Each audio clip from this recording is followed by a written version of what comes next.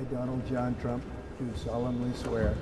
Day one of Donald Trump's second term began on no uncertain terms. From this moment on, America's decline is over. Congratulations, Mr. President.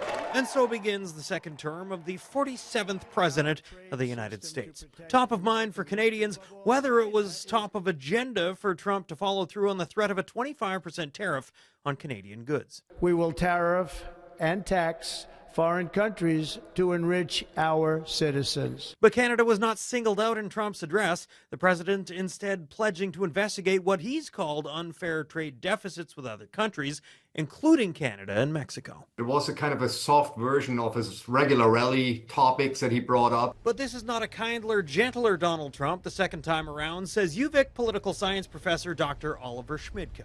He says despite the reprieve for now on tariffs, the proverbial presidential wolf could still be at the door. I think that is the mood that we find ourselves in at the moment in Canada, a certain degree of nervousness, right? Because we don't know exactly what's coming down the pipe and how the America First policies, how they will translate into the relationship between the US and Canada.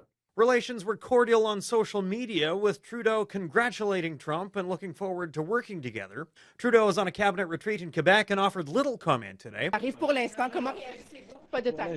People on the street in Victoria weren't shy with their views. Well, it's going to be a repeat of the first time, so no surprises. Natalie from Nanaimo calls Trump's tariffs a tactic. You think it's all smoke?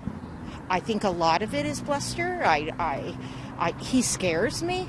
Then there's Daniel from New Jersey. Never been as sad as I am in my life and disappointed in my country. I'm American and Canadian. He thinks Trump is already showing thin skin by moving the inauguration indoors due to cold weather. It's 24 degrees. Suck it up, Buttercup. And while we're talking Canadian exports, it was an icy reaction online for one of our greatest. The Gretzkys were on hand for the inauguration weeks after Trump's tongue-in-cheek endorsement for the great one to be the next governor of Canada. But amid the grandeur was a message. We made it very clear, it's going to be America first. And we in Canada haven't heard the last of that.